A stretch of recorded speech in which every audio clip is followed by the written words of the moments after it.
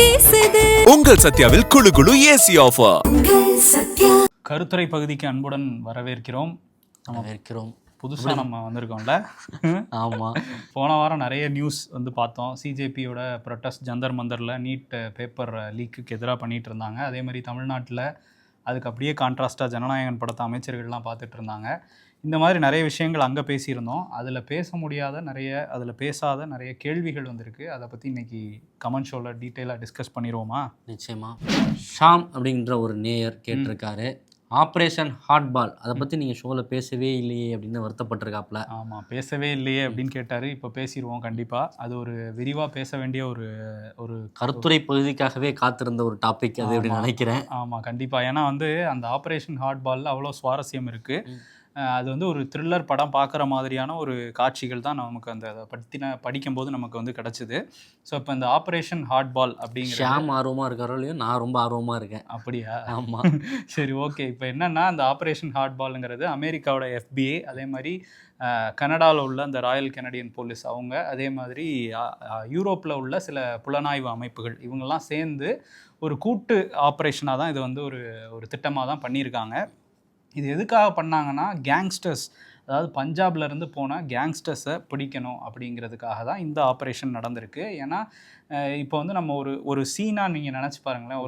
ஒரு பாலிவுட் படத்தில் நிறைய கேங்ஸ்டர் படங்கள் வரும். அந்த படத்தில் வந்து சிறையிலேருந்து ஒருத்தன் வந்து கால் பண்ணி நான் வந்து மிரட்டுவான் வெளிநாட்டில் உள்ள ஒரு ஆளை, நீ வந்து பணம் கொடுக்கலன்னா உன்னை கொன்றுவோம் அப்படின்னு சொல்லி இங்கே உள்ள ஒரு இந்திய சிறையிலேருந்து மிரட்டுற மாதிரி காட்சி ஒரு பாலிவுட் படத்தில் வரலாம். பட் நிஜத்திலே நடந்திருக்கு அப்படின்னு தான் சொல்கிறாங்க. ஏன்னா சபர்மதி, குஜராத்தில் உள்ள சபர்மதி சிறையில் இருக்கிறான் லாரன்ஸ் பிஷ்னாய் அப்படிங்கிற ஒரு கேங்ஸ்டர். பஞ்சாபை சேர்ந்த இந்த கேங்ஸ்டர் வந்து 2015 சிறையில் தான் இருக்கான். ஆனால் அவனோட நெட்வொர்க் மட்டும் உலகம் முழுக்க ஏதாவது ஒரு வேலையை செஞ்சுக்கிட்டே இருக்குது. இவங்க செய்கிற வேலையாட 2 நாடுகளோட தூதரங்களே அடிச்சுக்கிற அளவுக்கு வந்து போயிருக்கு. சிறையில் இருந்துகிட்டே நெட்வொர்க்கை வந்து இயக்கிக்கிட்டு இருக்காப்புல. ஆமாம், வந்து அங்கே என்கிரிப்டட் மெசேஜஸ் வந்து வாட்ஸ்அப்பில் அனுப்புறது, அது கோட் வேர்ட்ஸில் அனுப்புறது, அதேமாதிரி சேட்டலைட் ஃபோன்ஸ் வச்சு வெளிநாட்டுக்கு பேசுகிறது. அங்கே உள்ள சிறைத்துறை அதிகாரிகளுக்கு தெரிஞ்சுதான் இதெல்லாம் நடந்திருக்கும். ஆனால் தெரிஞ்சாலுமே ட்ரேஸ் பண்ண முடியாத அளவுக்கு செக்யூரிட்டியோட அது பண்ணுறாரா, இல்லை தெரிஞ்சு இல்லை அனுமதியோட அது பண்ணுறாரான்றது தெரியல. தெரிஞ்சு காசு கொடுத்து சேட்டலைட் ஃபோன் உள்ளே வந்திருக்கும். வந்ததுக்கப்புறம் அதை ட்ரேஸ் பண்ண முடியாமல் நிறைய குற்றங்கள் வந்து நடந்திருக்கு. இதெல்லாம் தடுக்கணும் அப்படிங்கிறது தான் வந்து இந்த ஆப்ரேஷன் ஹார்ட்பால். இது வந்து எப்போ நடந்தது அப்படின்னா 2023 நம்ம பார்த்தோம். கனடாவில் ஹர்தீப் சிங் நிஜார் அப்படிங்கிற ஒரு காலிஸ்தான் ஆதரவாளர் கொல்லப்பட்டார். கொல்லப்பட்டதுக்கப்புறம் அப்போ இருந்த Justin Trudeau Canadian prime minister வந்து இந்தியாவுக்கு எதிராக பேச அது 2 நாடுகளோட உறவில் ஒரு பெரிய விரிசலை ஏற்படுத்துச்சு. இந்த கொலையை யார் பண்ணது அப்படிங்கிறத பார்க்கும்போது லாரன்ஸ் பிஷ்னாயோட ஆட்கள் தான் பண்ணியிருக்காங்க அப்படிங்கிறது தான் வந்து அந்த தகவல். இந்த லாரன்ஸ் பிஷ்னாய் வந்து சித்து மூஸ்வாலா அப்படிங்கிற ஒரு பாடகர் கொலையில் வந்து நம்ம அந்த பேரை கேள்விப்பட்டிருக்கோம். சல்மான் கான் வீட்டுக்கு முன்னாடி நடந்த துப்பாக்கிச்சூடு, சல்மான் கானுக்கு கொடுக்கப்பட்ட அந்த கொலை மிரட்டல்கள், இதெல்லாம் வந்து இந்த லாரன்ஸ் பிஷ்னாய் கேங் தான் பண்ணாங்க அப்படிங்கிறதெல்லாம் நம்ம பார்த்துருக்கோம். இப்போ அந்த லாரன்ஸ் பிஷ்னாய் கேங்கை ஒழிச்சு கட்ட தான் இந்த ஆப்ரேஷன் ஹார்ட்பால் அப்படிங்கிறது கொண்டு வந்திருக்காங்க. இதில் இந்த ஆப்ரேஷன் ஹார்ட்பாலில் என்னென்ன நடந்துச்சு அப்படிங்கிறத அமெரிக்க அதிகாரிகள், FBI சேர்ந்த அதிகாரிகள் நிறைய வந்து ஊடகங்களுக்கு பகிர்ந்துக்கிட்டு இருக்காங்க. இந்த ஆப்ரேஷன் ஹார்ட்பாலை பற்றி பார்க்குறதுக்கு முன்னாடி யார் இந்த லாரன்ஸ் பிஷ்னாய் அப்படிங்கிறத நம்ம பார்ப்போம். ஏன்னா அவருக்கு வந்து இப்போ ஒரு 33 வயசு தான் ஆகுதுன்னு சொல்கிறாங்க அந்த நபருக்கு. 33 வயசுலேயே கேங்ஸ்டரோட. ஆமாம், அதாவது 2015 சிறையில் தான் இருக்கான் அந்த நபர், லாரன்ஸ் பிஷ்னாய்ங்கிறவன். ஸோ ஆனால் வந்து எல்லா குற்றச்சம்பவங்கள்லையும் இந்த பேர் வந்து அடிபட்டுகிட்டே இருக்குது. முக்கியமான வெளிநாட்டில் நடக்கிற குற்றச்சம்பவங்களில் யார் இந்த லாரன்ஸ் பிஷ்னாய் அப்படின்னு பார்க்கும்போது தூத்தாராவாலி அப்படிங்கிற ஒரு சின்ன கிராமம் இருக்குது பஞ்சாபில். அதில் ஒரு சாதாரண குடும்பத்தில் படித்து பஞ்சாப் யூனிவர்சிட்டியில் வந்து படித்த ஒரு நபர் தான், பட்டம் படித்த ஒரு நபர் தான். ஆமாம், அங்கே வந்து படிச்சுட்டு இருக்கும்போது பட்டத்தை முடிச்சாரா அப்படிங்கிறது தெரியல, படித்தாருங்கிறது தெரியுது. அந்த பஞ்சாப் பல்கலைக்கழகத்தில் படிச்சுட்டு இருந்த சமயத்தில் அவர் வந்து பேசிய நிறைய ஃப்ரெண்ட்ஸை உருவாக்குற மாதிரியான ஒரு கேரக்டர்னு சொல்கிறாங்க. பேசி ஒரு வட்டத்தை பெருசாக்கிட்டு அங்கே சின்ன சின்னதாக காலேஜ் மோதல்கள் அப்படி இப்படின்னு அந்த ரவுடிசம் இதுக்குள்ளெல்லாம் போய் அதுக்கப்புறம் வந்து லோக்கல் ரவுடியாக பஞ்சாப்குள்ளே நிறைய விஷயங்கள் பண்ணிவிட்டு அதுக்கப்புறம் இன்டர்நேஷ்னல் கிரிமினலாக வந்து மாறுறாங்க. அதில் வந்து என்ன பண்ணியிருக்காங்க இந்த கேங் அப்படின்னா, நிறைய பேரை வந்து வச்சு இப்போ மிரட்டி பணம் வாங்குறது, பணக்காரங்கள்ட்ட மிரட்டி பணம் வாங்குறது, அதே மாதிரி போதைப் பொருள் வந்து விநியோகம் பண்ணுறது, வெளிநாட்டிலேருந்து இங்கே கொண்டு வந்து இங்கே சப்ளை பண்ணுறது, இந்த வேலைகள்லாம் தான் பண்ணிகிட்டு இருக்காங்க. அதுக்கப்புறம் படிப்படியாக கொலை, கொள்ளை இதிலெல்லாம் எல்லாத்துக்குள்ளேயும் போய் ஒரு வாண்டட் கிரிமினலாக லாரன்ஸ் பிஷ்னாய் வந்து மாறுறாரு. ஸோ 2015 சிறையில் பிடிச்சு போடுறாங்க. இப்போ வரையும் சிறையில் இருந்து அவர் எப்படி வேலை செய்கிறாரு அப்படின்னா, அவரோட ரைட் ஹேண்ட் கோல்டி பிரார் அப்படின்னு சொல்கிறாங்க. இந்த நபர் கனடாவில் இருக்கார். அதே மாதிரி இன்னும் சில ரோஹித் கோதாரா இந்த மாதிரியான சில ஆட்கள் யூரோப்பில் இருக்காருன்னு சொல்கிறாங்க. அங்கே வச்சு இவங்களெல்லாம் வச்சு தான் வேலை வாங்குறாங்க. யார் இந்த வேலைகள்லாம் செய்து முடிக்கிறாங்க அப்படின்னா, பஞ்சாபில் நிறைய இளைஞர்கள் வேலை தேடி அலைஞ்சிட்டு இருப்பாங்க. அவங்க வந்து நான் வந்து வெளிநாட்டுக்கு போகணும் அப்படிங்கிற ஆசை இருக்கும். பட் எப்படி போகிறது அப்படிங்கும்போது அந்த மாதிரியான நபர்களை இவங்க டார்கெட் பண்ணி சோஷியல் மீடியா மூலமாக அவங்கள பிடிச்சி நாங்கள் உங்களை வெளிநாட்டுக்கு அனுப்புகிறோம் அப்படின்னு சொல்லி போலியான ஆவணங்கள் தயாரித்து அதன் மூலமாக வெளிநாட்டுக்கு அனுப்பிட்டு ஓகே, இங்கேருந்து வேலை சம்மந்தமாக ஆட்கள் அழைச்சிட்டு போய் இன்டர்நேஷ்னல் கிரிமினலாக மாற்றிருக்காங்க. அங்கே போய் வேலை நாங்கள் கொடுக்குறோம் அப்படின்னு சொல்லிட்டு அவங்கள வந்து ஃபேக் டாக்குமெண்ட்ஸ்னால அவங்களால எதுவும் பண்ணவும் முடியாது.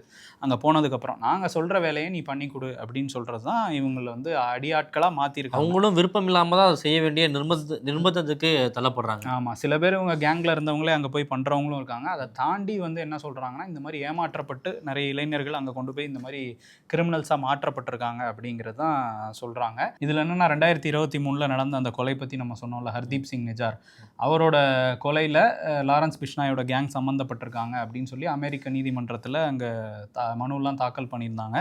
ஸோ அதெல்லாம் ஒட்டி தான் இந்த ஆப்ரேஷன் ஹார்ட்பாலை அமெரிக்கா வந்து முன்னெடுத்திருக்காங்க. அதை வச்சு வந்து பண்ணதில் வேறு சில பஞ்சாப் கேங்ஸ்டர்ஸும் வந்து இதில் குறிவைக்கப்பட்டிருக்காங்க. ரவீந்தர் சிங் தண்டா அப்படிங்கிற ஒரு நபர் போதைப்பொருள் கடத்தல் மன்னனாக வந்து நிறைய விஷயங்கள் பண்ணிகிட்டு இருந்திருக்கிறாரு. இதில் வந்து அவரை வந்து இந்த மாதிரியான ஆட்களை பிடிக்கணும்னா நம்ம சும்மா வந்து ஃபோனை ஒட்டு கேட்டோ வேறு ஏதோ ஒரு ட்ராப் வச்சோலாம் பிடிக்கிறது கஷ்டம். ஒரு சீக்ரெட் ஏஜென்ட்டை, FBI ஏஜென்ட்டை நம்ம உள்ளே அனுப்பி நம்ம வந்து பிடிக்கலாம் அப்படிங்கிற திட்டத்தை வந்து இந்த ஆப்ரேஷன் ஹார்ட்பாலில் வந்து போட்டிருக்காங்க. அப்படி போட்டு இந்த ரவீந்திர சிங் தண்டா அப்படிங்கிற ஒரு நபர் வந்து வெளிநாடுகளில் குறிப்பாக கனடாலெலாம் வந்து சப்ளை பண்ணணும் அப்படிங்கிற மாதிரியான ஒரு விஷயத்தை வந்து அதாவது போதைப்பொருள் மெத்தபெட்டமைன் இதெல்லாம் வந்து கடத்தணும் அப்படின்னு வந்து அவர் நினச்சிட்டு இருக்கும்போது யார் அதுக்கு வந்து நம்ம ஏஜென்ட்டாக பயன்படுத்தலாம்னு சொல்லி தேடிட்டு இருக்கும்போது அவருக்கு வந்து ஒரு கான்டாக்ட் கிடைக்குது. அந்த கான்டாக்ட்டுக்கு அவர் கால் பண்ணால் அந்த கான்டாக்டில் ஒருத்தர் பேசுகிறாரு, நான் அந்த மாதிரி பண்ணித்தரேன் அப்படின்னு சொல்கிறாரு. ஆனால் அந்த கான்டாக்ட் யாருன்னா FBIயோட ரகசிய உளவாளி அப்படின்னு வந்து சொல்லியிருக்காங்க இந்த ஆப்ரேஷன் ஹார்ட்பாலில் ஈடுபட்டவங்க. ஓஹோ. ஸோ அவருக்கே ஃபோன் பண்ணி இந்த மாதிரிலாம் பண்ணி அவர் வந்து சிக்கியிருக்காரு. அதே மாதிரி லாரன்ஸ் பிஷ்னாய் கேங்கை சிக்க வைக்கிறதுக்கு இந்த சீக்ரெட் ஏஜென்ட்ஸை வச்சு என்னென்ன பண்ணியிருக்காங்க அப்படின்னா 2025 ஜனவரியில் பிஷ்னாயோட ஒரு கூட்டாளி, நெருங்கிய கூட்டாளி சுக்ராஜ் சிங் காங் அவருக்கு வந்து கால் பண்ணி இந்த மாதிரி எனக்கு ஒருத்தர் வந்து பணம் தர வேண்டியது இருக்குது, அவர் எனக்கு பணம் கொடுக்கணும், கொடுத்தாருன்னா வாங்கி கொடுங்க, நீங்கள் அவர் என்கிட்ட கடன் வாங்கிட்டு ஏமாத்துறாருங்கிற மாதிரி ஒரு கட்ட பஞ்சாயத்து மாதிரி வருது. அதில் அவரை மிரட்டி பணத்தை வாங்கி கொடுக்கறது தான் இவங்க பல முறை வந்து ஃபோன் பண்ணி நீ பணத்தை கொடுத்துரு, இவன்ட்ட வாங்கியிருக்கல, இல்லைனா உன்னை கொன்றுவோம், எங்களால் யூஎஸில் எங்கே வேணால் வந்து உன்னை கொல்ல முடியும் அப்படின்னு சொல்லி யூஎஸில் வந்து இது மிரட்டியிருக்காங்க. மிரட்டும் போது வந்து அவர் யாருன்னா அந்த கடனாளியாக நடித்தவரும் ஒரு ஏஜென்ட் தான். ஓகே.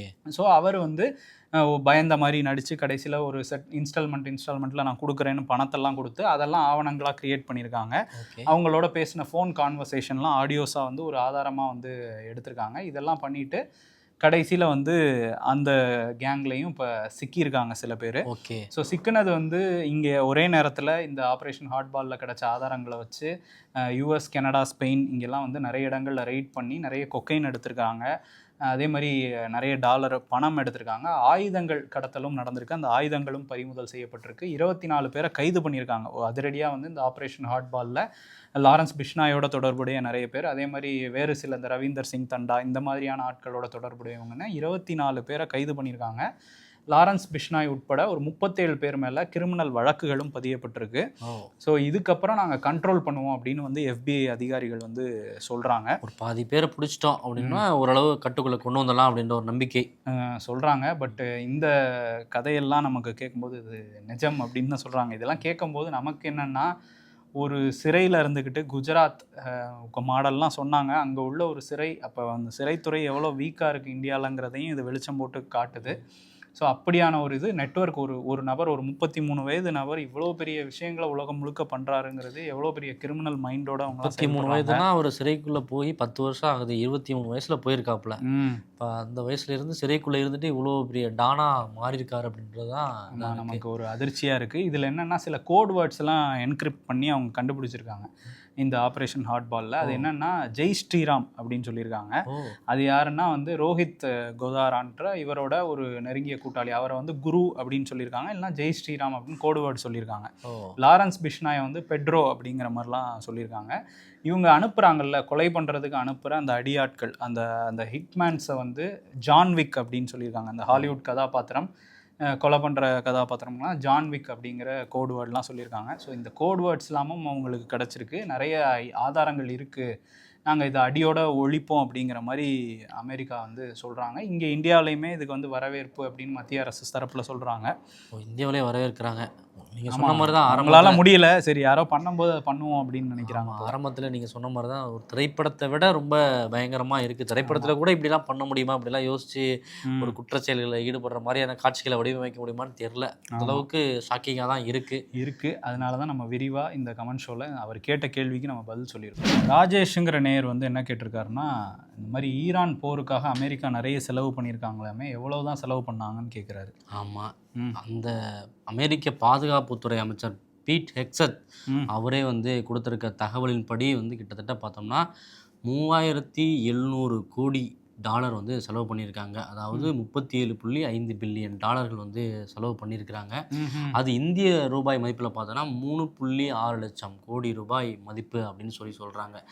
அவ்வளோ தொகையை யோசித்து பார்க்குறதுக்கே நம்மளுக்கு பிரமிப்பாக இருக்குது. நம்ம தமிழ்நாட்டோட கடனில் ஒரு 3ல் ஒரு பங்கு அது. ஆமாம், இது வந்து 37.5 டாலருக்கே வந்து நீங்கள் வந்து ஆச்சரியப்பட்டா எப்படி. அடுத்து வர நாட்களில் வந்து 67 பில்லியன் டாலர் வந்து தேவைப்படும் அப்படின்ற ஒரு தகவலையும் அவங்க சொல்லியிருக்கிறாங்க. அப்போ இன்னும் போகிற நீடிச்சுக்கிட்டே தான் போவாங்க. ஆமாம், எதிர்க்கட்சியினர்லாம் வந்து கேள்வி எழுப்பியிருக்காங்க. இந்த சமீபத்தில் நடந்த ஒரு செனட் கூட்டத்தில் தான் வந்து விசாரணையின் போது இந்த தகவலை வந்து பாதுகாப்புத்துறை அமைச்சர் வந்து தெரிவிச்சிருக்காரு. நீங்கள் வந்து பேச்சுவார்த்தையெல்லாம் நடக்கும், அந்த அமைதி பேச்சுவார்த்தை நடக்கும்னு சொல்லியிருந்தீங்க, ஆனால் தொடர்ந்து போரை நடத்திக்கிட்டே இருக்கிறீங்க, இது வந்து நியாயமற்ற ஒரு செயல் அப்படின்னு சொல்லி அவங்க வந்து பேசியிருக்காங்க. ஆனால் வந்து இன்னொரு பக்கம் ட்ரம்ப் என்ன சொல்கிறாருன்னா, போரை நாங்கள் நிறுத்துறதுக்கான ஐடியாவே இல்லை, ஈரான் கூட பேச்சுவார்த்தை நடத்துறதுக்கான எந்த திட்டமும் இல்லை அப்படின்னு சொல்கிறாரு. குறிப்பாக ஒவ்வொரு முறை ஹார்மோஸ் நீர்நிலையில் வந்து கப்பல் மீது தாக்குதல் ஈரான் தொடுக்கும் போதும் அங்கே இருக்கக்கூடிய பாலங்கள் கட்டுமானங்களில் வந்து நாங்கள் வந்து போர் தொடுப்போம், தாக்குதல் நடத்துவோம் அப்படின்ற ஒரு விஷயத்தையும் சொல்லியிருக்காரு. இது வந்து அடுத்தடுத்த கட்டத்துக்கு தான் போகும் அப்படின்னு நினைக்கிறேன் இந்த போர்.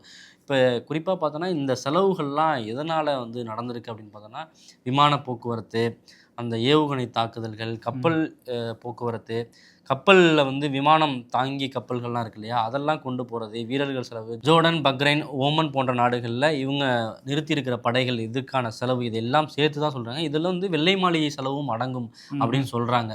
இது வந்து இப்போ இவங்க உத்தேசிச்சிருக்கக்கூடிய அந்த தொகை வந்து கிட்டத்தட்ட செப்டம்பர் மாதம் வரையும் அப்படின்னு சொல்கிறாங்க இந்த செலவுகள்.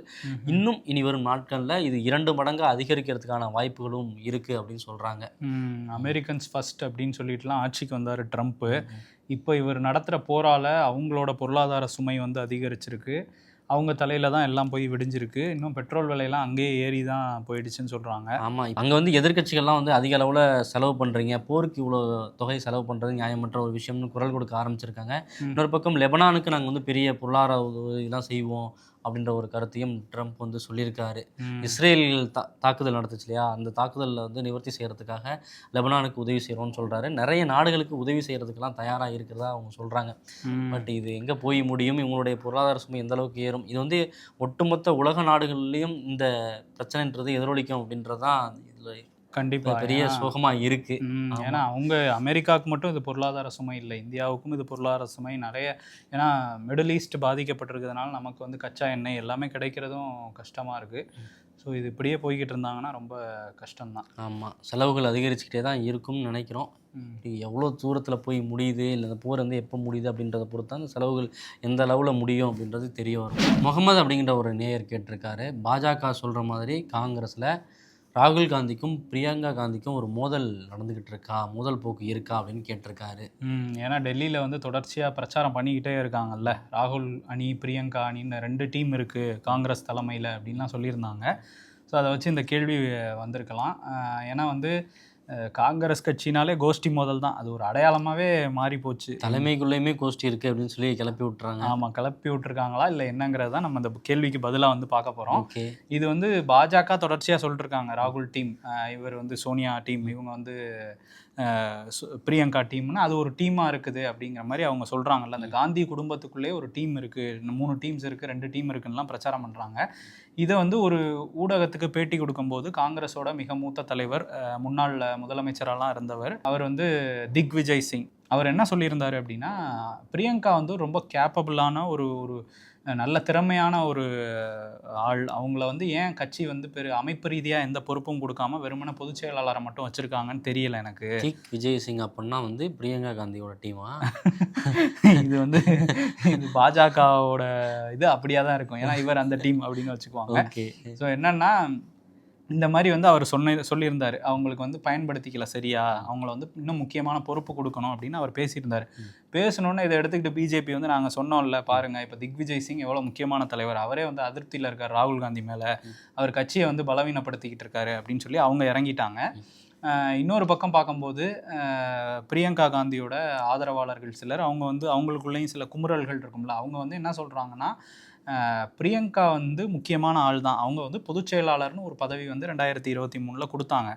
கொடுத்தாலும் இங்கே காங்கிரஸ் கட்சியில் முக்கியமான பொதுச் செயலாளர்களாக இருக்குது கேசி வேணுகோபால், இன்னொன்று வந்து ஜெய்ராம் ரமேஷ். இவங்க 2 பேருக்கும் ஒரு பொறுப்பு கொடுத்துருக்காங்க, வெறும் பொதுச் செயலாளர்கள் கிடையாது. ஜெய்ராம் ரமேஷ் வந்து செய்தி தொடர்புக்கான பொதுச் செயலாளராக இருக்கார். ஆர்கனைசேஷனல் ஜெனரல் செக்ரட்டரி, அதாவது அமைப்பு ரீதியான கட்டமைப்பை பார்த்துக்கிற ஒரு பொதுச் செயலாளராக கேசி வேணுகோபால் இருக்கார். இவங்க பொதுவான பொதுச் செயலாளராக இருக்காங்க. அதாவது இலாக்கா இல்லாத அமைச்சர் மாதிரி பிரியங்கா காந்தியை ட்ரீட் பண்ணுறாங்க காந்தி குடும்பத்தில். ராகுல் காந்தி அப்படி பண்ணுறாருங்கிற மாதிரி சில குற்றச்சாட்டும் கட்சிக்குள்ளே இருக்க தான் செய்யுது. ஆனால் இது காங்கிரஸ் கட்சி வட்டாரத்தில் இங்கே நம்ம விசாரிக்கும் போது ராகுல் வந்து அவங்க தங்கை மேலே ரொம்ப அக்கறையாக இருக்காங்க, எந்த ஒரு பிரச்சனையுமே இல்லை, அதெல்லாம் கிடையாது, இது பாஜக கிளப்பி விடுறாங்க அப்படிங்கிற மாதிரி ஒன்று சொல்கிறாங்க. இன்னொன்று என்ன சொல்கிறாங்கன்னா, இப்போ நாங்கள் வந்து பிரியங்கா காந்திக்கு ஒரு முக்கியமான பொறுப்பு கொடுக்குறோன்னா, ஏற்கனவே ராகுல் காந்தி எதிர்க்கட்சி தலைவர்னு கொடுத்துருக்கீங்க, ஒரே குடும்பத்திலேருந்து இன்னொரு ஆளை கொண்டு வரீங்க, வாரிசு அரசியல்பாங்க. ஸோ அதனால் நாங்கள் இப்போ ஸ்லோவாக தான் சில விஷயங்கள் பண்ண முடியும் அப்படின்னு இங்கே உள்ள சில தலைவர்கள் சொன்னாங்க.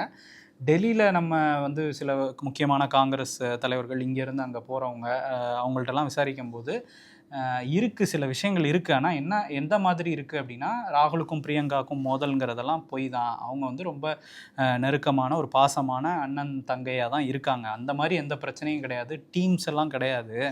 பட் பிரியங்காவை கொண்டு வரணும்னு சில பேர் நினைக்கிறது உண்மைதான். ஏன்னா அவங்களோட உடல் மொழி, பேச்சு இதெல்லாம் வந்து அப்படியே இந்திரா காந்தியை நினைவுபடுத்தும். இது வந்து அந்த ஹிந்தி பெல்ட்னு சொல்கிற நார்த் இந்தியாவில் ஒரு பெரிய வாக்கு வங்கியை திரும்ப வந்து காங்கிரஸுக்கு கொண்டு வருங்கிற மாதிரி அவங்க வந்து நம்புகிறாங்க.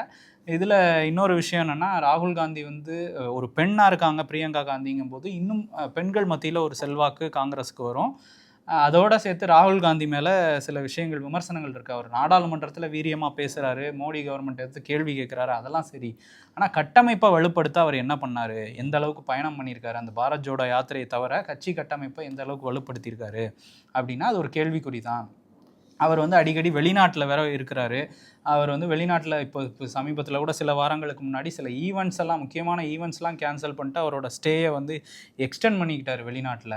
ஸோ வெளிநாட்டிலே இருக்கும்போது அது விமர்சனமாகுது. மோடியும் அமித்ஷாவும் தீவிரமான அரசியலில் இருக்கும்போது இவர் ஒரு மேம்போக்காக பண்ணுறதுங்கிறது சிக்கல் இருக்குது. ஓகே, பிரதமர் மோடி வந்து உலகம் சுற்றுறாரு அப்படின்ற எப்படி விமர்சனத்தை வைக்க முடியும், இவரே வெளிநாட்டில் இருந்தாருன்னா? ஆமாம், அதனால் வந்து இந்த மாதிரியான பிரச்சனைகள் இருக்கிறதுனால தான் நாங்கள் ராகுல் காந்தியோட பிரியங்கா காந்திக்கு முக்கியத்துவம் கொடுக்கணும்னு நினைக்கிறோம் அப்படின்னு சொல்லி அவங்க சொல்கிறாங்க. காங்கிரஸ்காரங்க வந்து பிரியங்கா காந்திக்கு இந்த அடிப்படையில் முக்கியத்துவம் கொடுக்கணும்னு நினைக்கிறாங்க. பிஜேபியினர் இப்படியான ஒரு கருத்தை முன்வைக்கிறதுக்கான காரணம் என்ன? இவங்களை வந்து பிரியங்கா காந்தியும் கொண்டு வந்துட்டாங்கன்னா வாரிசு அரசியல்ன்ற ஒரு பிரச்சாரத்தை சொல்லலாம். இன்னொன்று, இளைஞர்கள் மத்தியில் ராகுலுக்கு இருக்கிற செல்வாக்கு, அதையும் வந்து மட்டுப்படுத்தணும். ஒரு குடும்பத்துக்குள்ளே சண்டை பாருங்கள், இது கட்சியே கிடையாது, ஒரு குடும்ப கம்பெனி அப்படின்லாம் ஒரு ப்ரொஜெக்ட் பண்ணலாம்ல. ஸோ அதுக்காக ஒரு அரசியலை பாஜக கையில் எடுத்திருக்காங்கிற மாதிரி தான் நம்ம இதுலேருந்து புரிஞ்சுக்க முடியுது. ஆமாம், திக் விஜய் சிங் அதை உணர்ந்து செயல்படுறாரா இல்லை வந்து உண்மையிலே வந்து பிரியங்கா காந்தியோட ஆதரவாளராக? இல்லை, அவர் அதுக்கப்புறம் விளக்கமும் கொடுத்துட்டாரு. நான் வந்து ஆர்எஸ்எஸ்ஸை தெளிவாக எதிர்க்கிறேன், அதே நேரத்தில் நான் சொன்ன கருத்தை வேற மாதிரி இவங்கெல்லாம் திருச்சி சொல்லிக்கிட்டு இருக்காங்க. நான் பிரியங்கா காந்திக்கு முக்கியத்துவம் கொடுக்கணும்னு சொன்னனே தவிர எந்த பிரச்சனையோ சண்டையோ இருக்க மாதிரிலாம் சொல்லலை.